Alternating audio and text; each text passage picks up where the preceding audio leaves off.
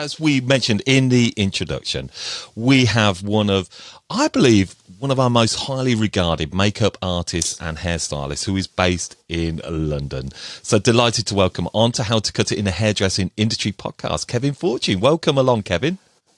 Thank you so much for having me. This is very exciting. You are really one of our sort of leading hair and makeup celebrity artists. And I'm actually always curious when I read that, because I saw a description of that, I think maybe on your bio, where you describe yourself as a celebrity hair and makeup artist. And many people do describe themselves as that. But what does that actually mean when you say a celebrity hair and makeup artist? You know what? I want to change that, because personally, I don't like the description. I'm not a celebrity. I work with celebrities or well-known people. So yes, that is a title that we use: celebrity hairstylist, celebrity makeup artist. But for me, it's incorrect. Yeah, it's the title that really throws me. I like being known as a hairstylist or a makeup artist, and I'm passionate about what I do, and I work with celebrities. So what does that mean? I get up really early in the morning, I go to someone's house, I make them look beautiful, I do their hair, and then I'll follow them around for the whole of the day whilst they do interviews or TV or red carpets or a number of different kind of occasions that they could be going on. Or I can work as a personal makeup artist on films or TV as well. So I would create characters for them, work with them with their wigs, create different styles, create different looks and images throughout a program or a series. And I would stick with one person. So, I cross over lots and lots and lots of different genres, and I work with celebrities. Thank you for clearing that up. And that's why I asked you that, because I know you're the real deal. And I know that when you say celebrity hair and makeup artist, that's exactly what you mean. You are not the celebrity, but you actually look after big looks, session, editorial. And that's really where I want to go into today, Kevin. Getting a real insight into this whole world, which I'm sure you hear so many people must say to you, Kevin, I'd love to do this. Yeah, I mean,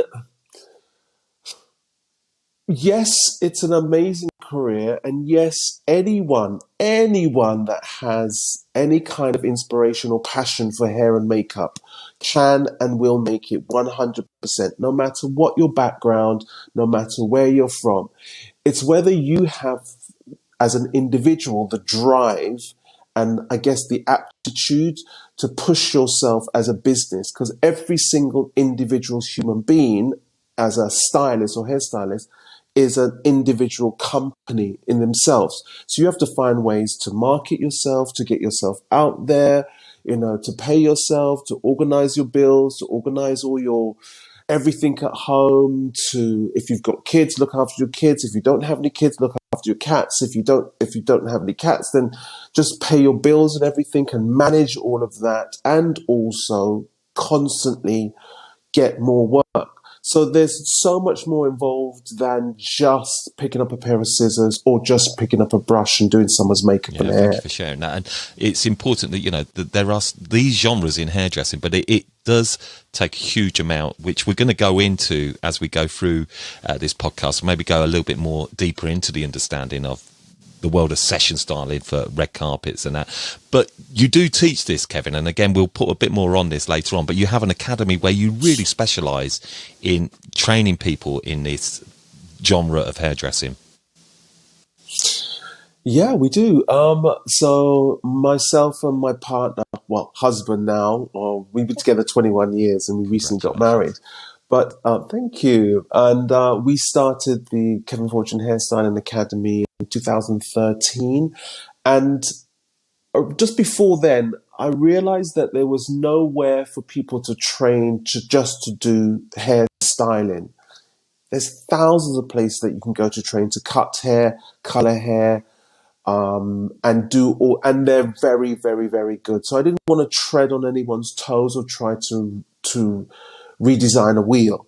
But what I could see is that there was nowhere to just do like a blow dry course, or just somewhere to use a pair of tongs, or to learn how to put a wig on, or all those things. So that's what I wanted people to do really well. And I'm not saying that I am the absolute best at everything, but I really had many, many, many years in lots of different genres.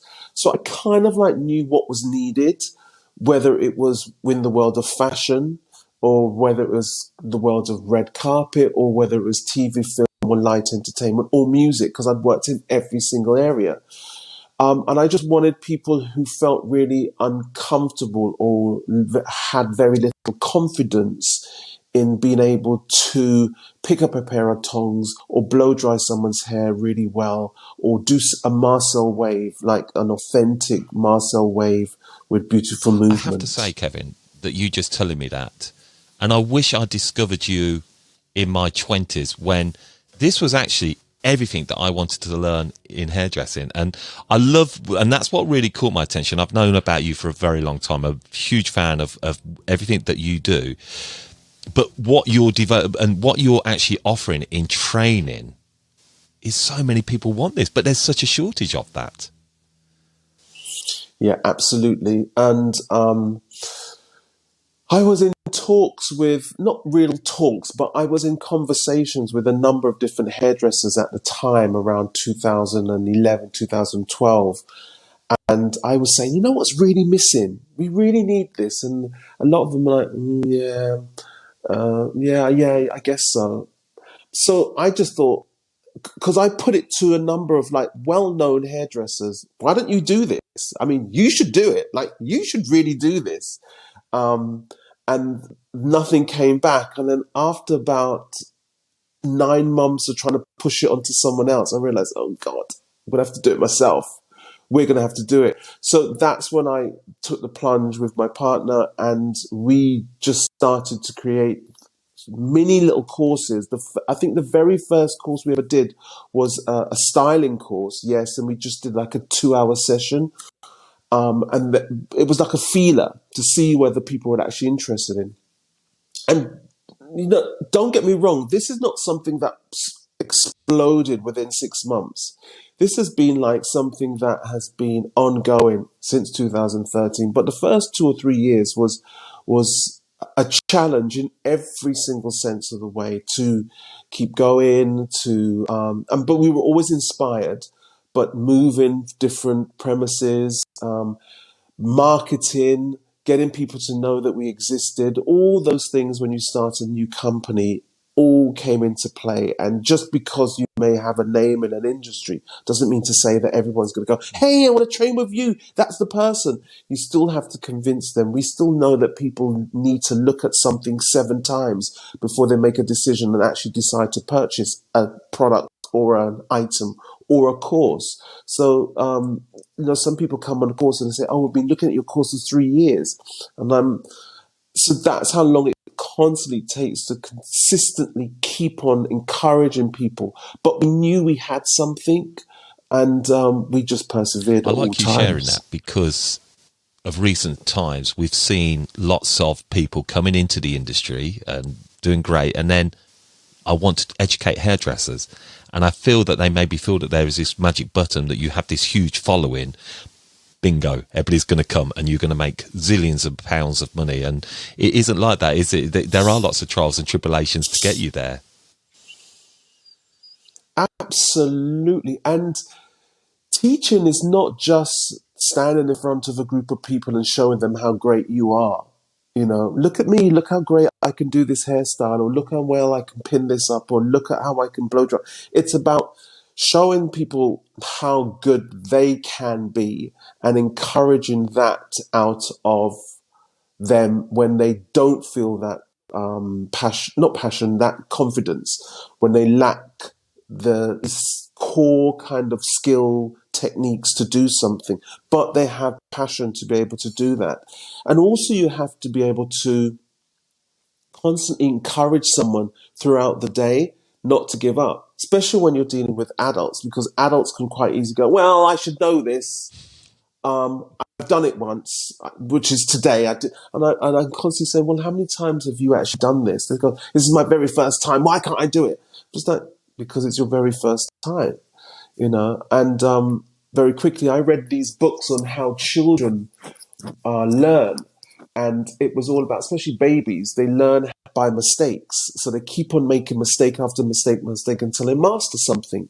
And I think, and then it went on to how adults, we forget that we're allowed to make mistakes. And so we just get really fearful to fail. And so we just don't try things. So that is teaching for me, is encouraging the best out of people. Brilliant. At all That's times. Very well said, and I love how you explain that. Certainly, from making our mistakes is the best way that we learn, and we've got to be brave enough to do that. But let's go back. Let's go back to Kevin, because I think, to get to that journey and then to maybe understand a few of the sort of, the things that you do teach. But this hasn't just blown up today. You started in the industry in 1994, and you trained as a makeup artist and hairstylist.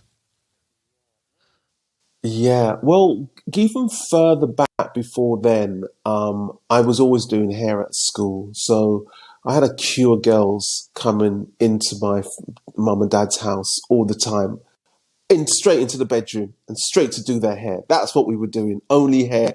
And I was like, it was the 80s, the early 80s, I think. So, it was all these flicks and, perms and highlights were all in, and I didn't have the money to do the get the bag, the highlight bag. You pierce the holes into it. That's right. Pierce holes in. So I never forget that one time I didn't have a bag, so I just stabbed holes in a plastic bag and pulled a girl's hair through and bleached it that way. Had no idea what we were doing, but we were just having so much fun. And so I was passionate about hair. Then of course, my mum and dad said, you've got to get a good job.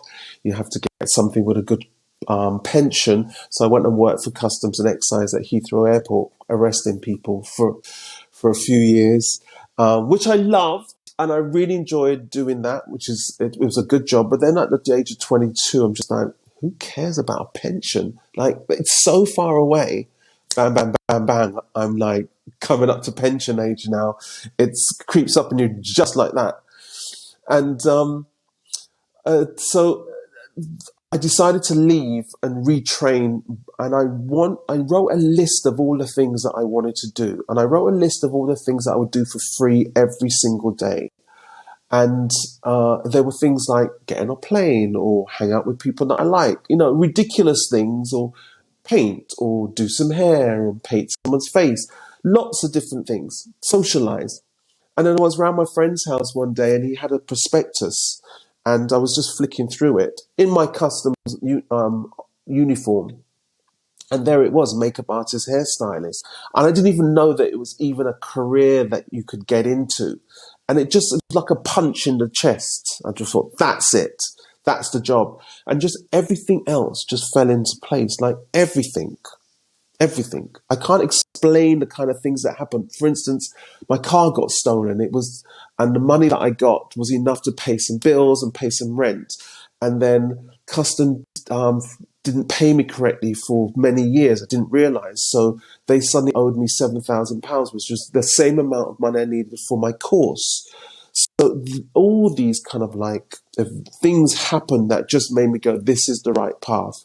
And plus I was passionate about it. And then once I finished training, within a few weeks, I met this black lady, didn't know who she was. Her name was Pat McGrath, and then in Milan, and I ended up working on with her on a show.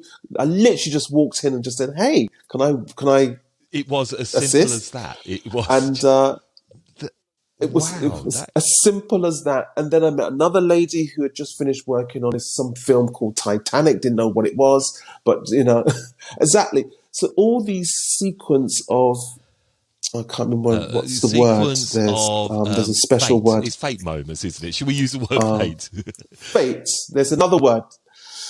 Just happened. So, and I always say to people that it can't just happen to me. It happens to anyone that is so passionate and driven by what they do that opportunities just seem to appear where lots of people will see like a blockage or a closed door. I just saw opportunity all the time. So, so I was jumping from fashion because I wanted to be a fashion hairstylist and makeup artist. And every time I worked on a show, a runway show, I'd be looking at the hairdressers going, what were they doing? And trying to literally do makeup as I was watching the hairdressers. But then if I worked on the hair, I'd be looking at makeup artists doing what they were doing. So when there was a number of big agencies that I started to go do the rounds and knock on their doors, and I always say to young people, you've got it so easy nowadays because you can just send a text or an email or a WhatsApp or whatever other social media kind of connection you can make to all these different people. And if they don't contact you, they don't contact you. In the early 90s, we had to go knock on someone's door and hope that they open the door, or call them and hope that they answer the phone. There's no other way. So that gives you a kind of like a drive and like a development in really producing and marketing yourself and getting out there. And there was Streeters, so I was quite in with Just pull the name Streeters out at of the the air time. there. Streeters, wow, okay. And I know, had no idea who they were, but I remember knocking on this agency's door and saying, "Hey, I'm just taking my pictures every week to them." And they said, "Okay, right, we'll take you on." But and I just spent £400 on this big leather-bound black portfolio, and it said Kevin Fortune, makeup artist and hairstylist. And they said, "Oh, you have to choose one or the other." And I was just like, "But I just spent all this money on this thing, this book." And they're like, no, you have to choose one or the other. And that threw me so much. I just went, no, I'm not going with them. Because I couldn't choose. I couldn't choose. I loved them both. So that's when I kind of like started to move more into TV But and I love just listening to this, Kevin, lots. because it's there's somebody here. Obviously, you're passionate and your love for what you're doing, but it's just that you're grabbing the opportunities here. You're seeing the moments, and you're finding yourself in a world which is probably you want to draw this to your world, because I do believe that sometimes you draw in. I would imagine you like glamour and you like the buzz and the red carpet. But people will say, well, hang on, have I not got to train for like 20 years in this art? You know, you talk about this course. I'd love to know about that initial course. What set you off on that path to doing all these things that you're now heading in and doing? So what's interesting is that there was a number of different courses, and I remember standing in the streets in a telephone box ringing the BBC and then a couple other courses. There's a course called Glauca Rossi. She was a big makeup artist who'd started her own course. And then there was another one called Delamar Academy. And I went to the Delamar Academy that did makeup, hair, TV, film, prosthetics, everything. And on the very first day of my course, a 3-month course that I spent £7,000 on, and remember, in '94, that was a lot of money. I broke my finger on this hand and I couldn't move my finger or this whole hand. I broke, not the finger, the tendon here. So I couldn't move these fingers for a year and a half. And I went to work. I went to the college every day and just banded it up and just jammed the pencil in there in excruciating pain because I was like, I'm not missing a day. Now when I teach, sometimes people go, I'm sick. Oh, I don't feel well. I can't come in. I'm just like, well, it's completely up to you. You're going to miss out. But so I spent the first 6 weeks with a busted hand doing makeup and everything with a finger that used to shake with nerves in it after a while. So I couldn't do lips without holding my hand dead straight to try and draw the lip line. So I guess that was the very first challenge. The very first time is just like, you know what? and it's happened on numerous occasions where I've either been ill or not well, or something has happened. I'm just like, I just got to go to work, and get on with it and find a way to deal with whatever I'm No, I get dealing that as with. well. Just deal with the And it's challenges. fine. Don't whinge about it. Can you cope? Can you find a way around it? And what you're clearly saying is that you will find a way around it to do what you need to do to get that job done, or to get to the place that you really love and you're passionate about. And what again with hairdressing, Kevin, because I know that there's almost this divide sometimes. I've had the pleasure to interview session stylists who work a lot on the sort of fashion runways. There's almost this very different divide. They don't almost see themselves as hairdressers. They see themselves as session stylists. Have you been trained in cutting and the traditional salon behind the chair? We all know that word, colouring. Or was your training built around makeup and hairstyling? So I worked with a number of. I worked in a salon for about 3 or 4 weeks, but I'm not. I was 16. It was in Luton, and it's funny now. But my straight friends, because I wasn't gay or out at the time, was kind of like, "What do you want to do that for, you puff?"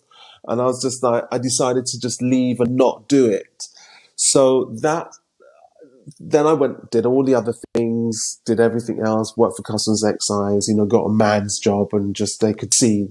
Everyone said when I left Customs, "We knew you were gay." I'm just like, "You really? How?" Just like, anyway.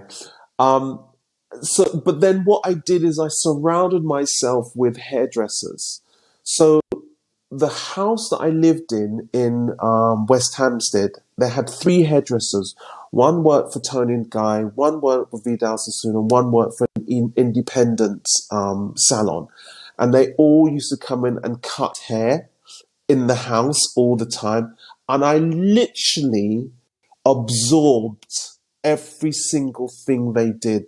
And if I saw them do something, and I had no fear, I would just have friends come around and say, "I'll cut your hair." And I used to just copy whatever they did. I just watch them, whatever they did, and then I'd just copy that cut, or that thing, or how they moved their hand, or how they blow dried hair. There was one guy, what's his name, Lincoln, who took a piece of hair, scraped it up, moved his hand, and then went like this and kind of like feather cut it. And I was just like, wow, I love that. So I did that with everyone's hair for ages. And then I worked on a number of different TV shows where one girl showed me how to do scissors over a comb. And she said, "You can get the same thing with clippers, but you should practice scissors over comb." So everyone for about 4 years, every man got scissors over comb. So no, I was not in an environment where I just stood behind a chair cutting people's hair all day.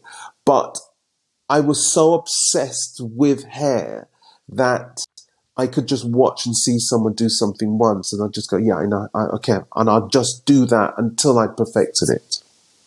I love that. So some people just naturally do pick things up. They can self-teach themselves, and they'll find a way to work within the environment. And your environment was clearly going to be going down the sort of old-fashioned editorial, red carpet, film, TV, drama. So let's get back into that bit, Kevin, because it's a great story. I'm really drawn into this already, because it's a world that excites me, because I actually think deep down in my own early hairdressing career, I probably always was excited to this, but I never knew how I was going to get there.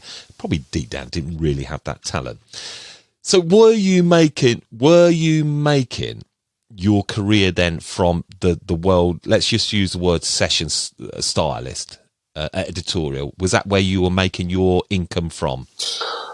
Gosh, the first 4 years, I would say I didn't hardly make any money, because I was going from one kind of, I was doing lots of tests. I was testing all the time with lots of different photographers. Then I was working for free on lots of different TV shows, which you could then, I think it's kind of like nearly illegal now to make anyone work for free. and I was jumping back and forth across absolutely everything because I just didn't know where I really wanted to land. And it was only until when I designed a film in 2001 that I thought, oh, okay, this is where I'm going to be. This is where I'm going to be. 2000, I think it was. I quite like that. I like the idea of being in charge of a team, designing and creating. Even though I love cutting hair and I know I'm okay to good at it, and I really enjoy colouring hair at the same time. And I've been colouring people's hair for 25 years, if not longer. So I kind of like know what I'm doing. There is something about creating characters, shapes, ideas, periods, styles, references, all these different things that when you're doing a film or when you're working on a character really interested me and excited me. And I really felt like, yes, this is where I want to be. And someone turned around and said to me around 2000, no, about 99, she said, you should be a personal makeup artist. Like you should just work with one person. I had no idea again what that meant. It wasn't until many years later. However, in 2000, I met my partner, Martin. And after about 6 months of working back to back on different films, he said to me, what's the point being with you? I'm out of here. Like, I only see you once on a Sunday evening when you're knackered and you're just going off and I don't see you. So I gave up film completely overnight for love. And still together 21 years later, but literally gave up the film, told all these different producers, don't call me again, I'm not going to do it, and jumped into light entertainment. So I went and started doing Pop World and T4 and Makita Oliver and all that lot, and then started doing music. So I moved into music and started doing lots of different kind of bands and groups and LaRue and Miss Dynamite and all these different things. So, my goodness, what a dynamic career, though, Kevin. I mean, because like you say, that is a huge thing when you're working on and designing on films. What kind of films? Can you give us any of the films that you worked on at the time back in those days? Yeah, God, I don't even know what they're called. I mean, the main one that I designed was one called SW9, which I can't remember the names. I don't even know if they're still acting now, but it was about clubbing and partying and these different underground kind of like people controlling the whole of Brixton area. And One of those sort of real 90s British films. exactly. I know. So what was that? What was that film about party and clubbing that was big? Oh, I loved it. Human Traffic? Human Traffic. Something. Yeah, Human Traffic. So it was the same people that did that I love that film, but it was their next kind of movement, diving in a little bit deeper. Yeah, well, that point was really in those 90s, though, because clubbing was just huge. But there was a real Brit scene of films, and I can imagine you were probably in the right place at the right time, Kevin, in terms of, the British film scene was really taking off, and it must have been very exciting. But like you say, you kind of moved away of it for love with Martin, and 21 years later.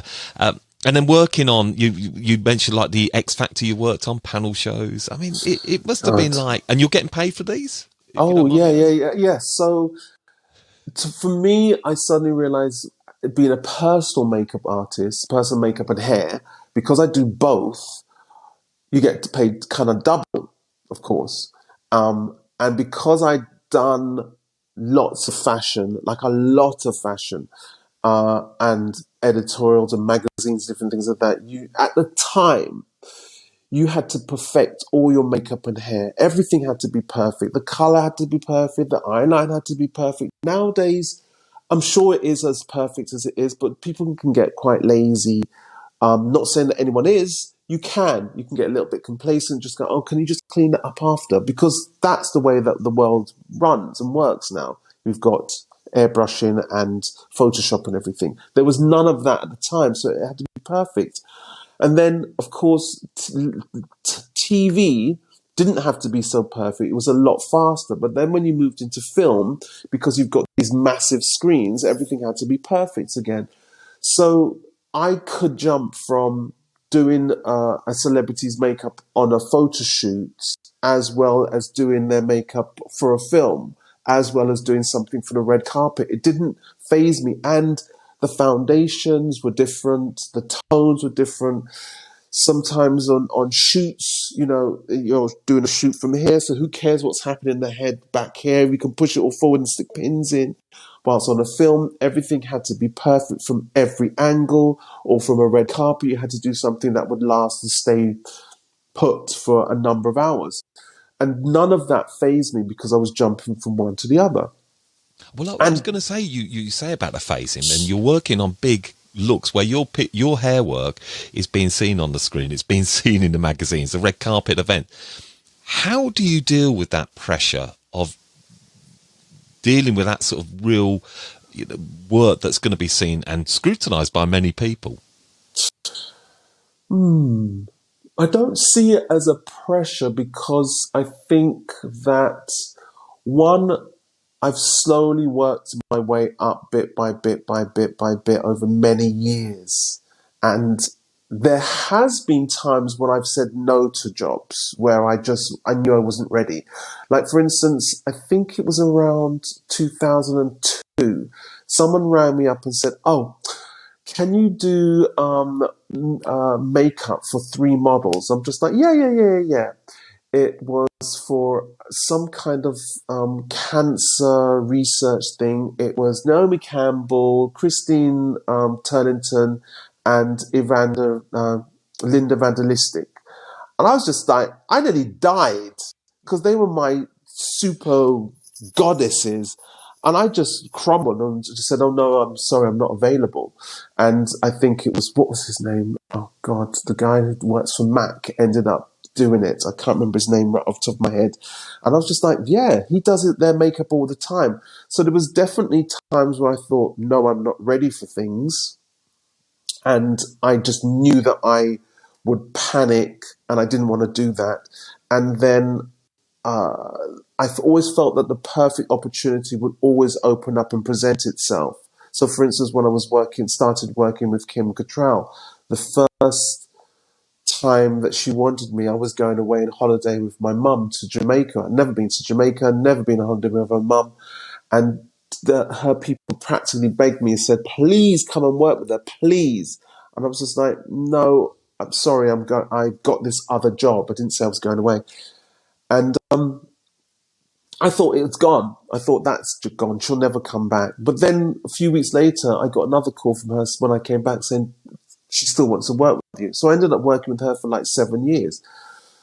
And the perfect, as I said, opportunity always presents itself and allows me to develop my next skill and my next level. And also, I'll say, I'm still not there yet. I think we're still always learning and we're still always improving, and I still always will always look at something that I did and go, that could have been a little bit better. And I think the moment that you go, okay, I'm brilliant, I'm just fantastic, look at that, is the moment that it's just like time to go and find something else to do. It's what I love is you still sound as hungry as ever and as just passionate about this as you've ever been.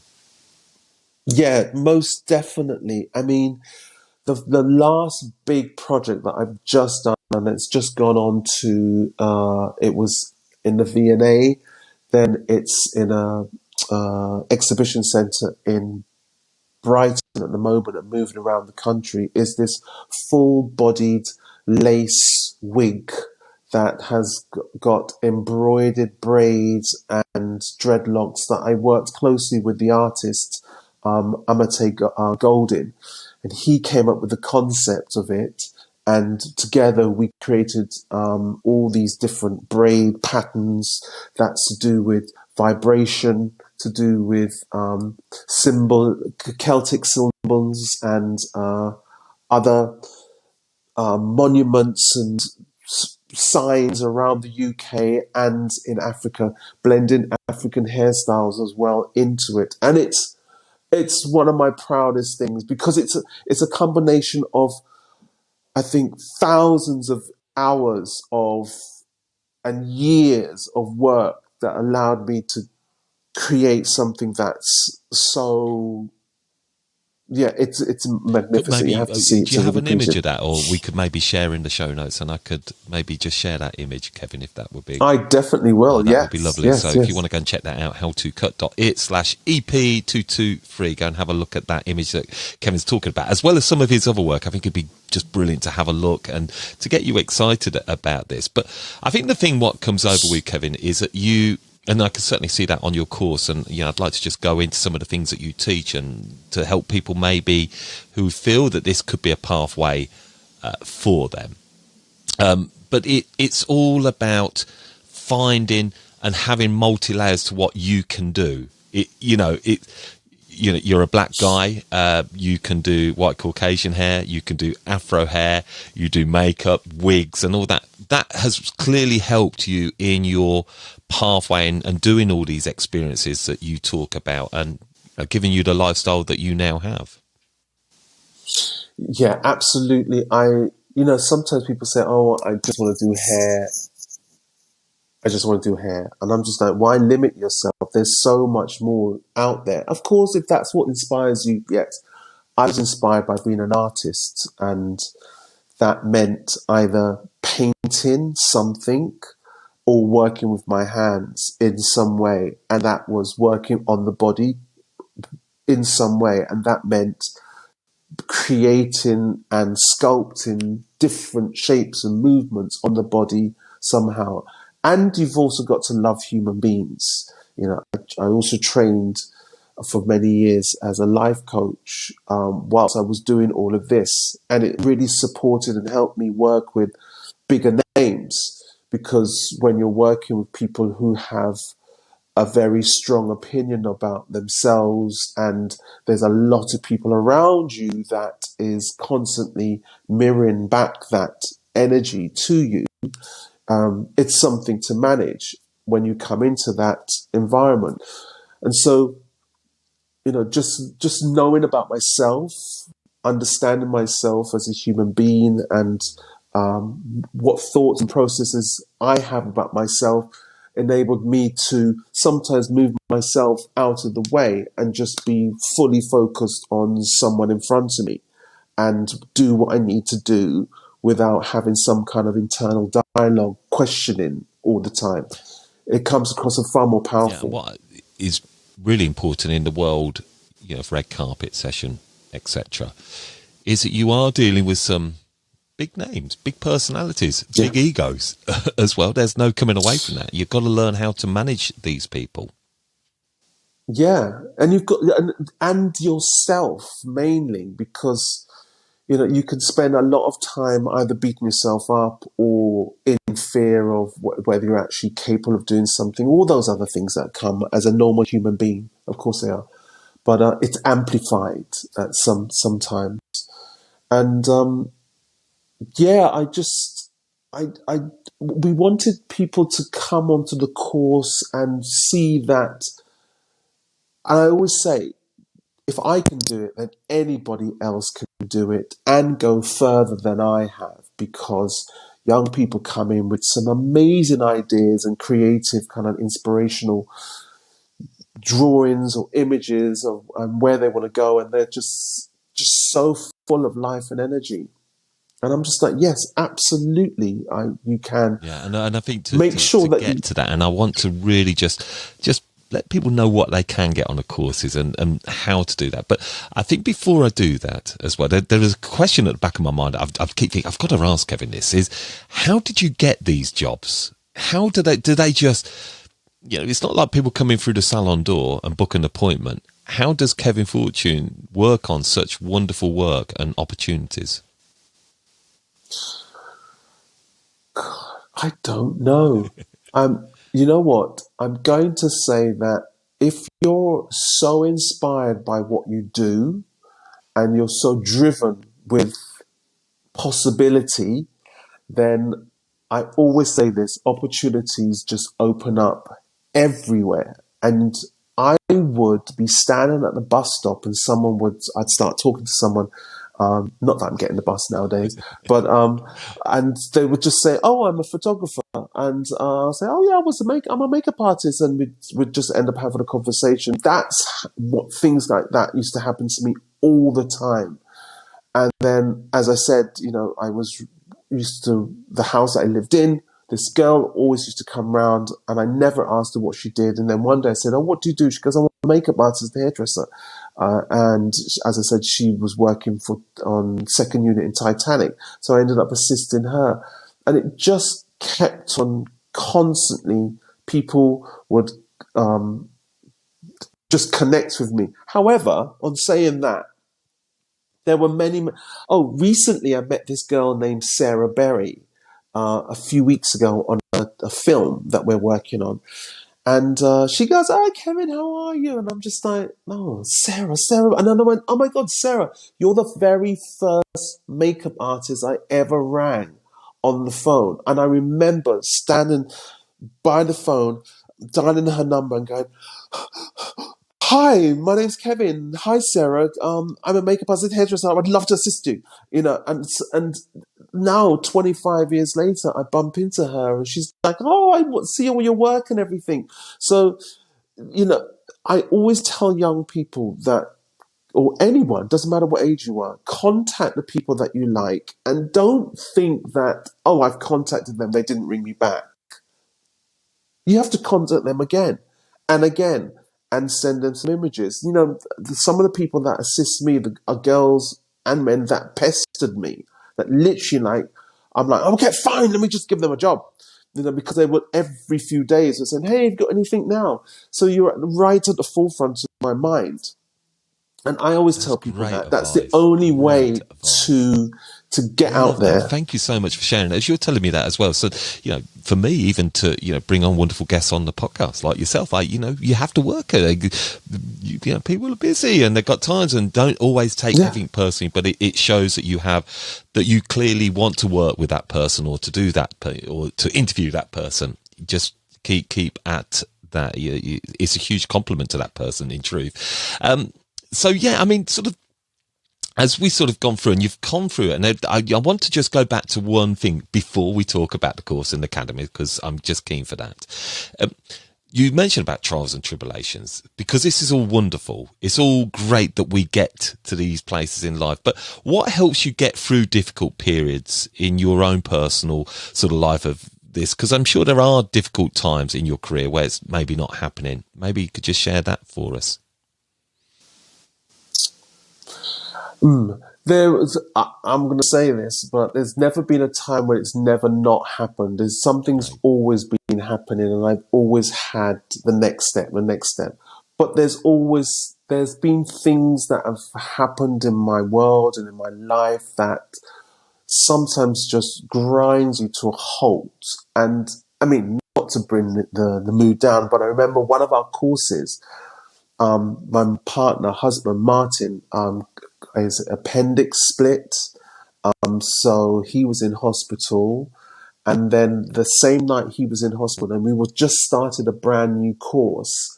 That night, my mum was taken into hospital and was having a heart attack that night. And I remember thinking, "Oh my God, I can't go and visit my mum because she's on the other side of Bedford. And my partner, is in hospital in Lewisham." And I just sat on the end of the bed going, okay. Right, just have to get on with it. And I am that kind of person that I just had to deal with things because I had to go in the next day and just work, because we had people come over from, I think it was Holland, and I couldn't cancel the course because they were now all in the UK. And lots of different things have happened where, it could really just ground you right to a halt. You can either collapse and go, "Okay, I can't do this. How am I going to get through this? No." Or you just go, "Okay, right. There's no point crying. Just get on with it." So there's been lots of that and plenty of them. without going into them.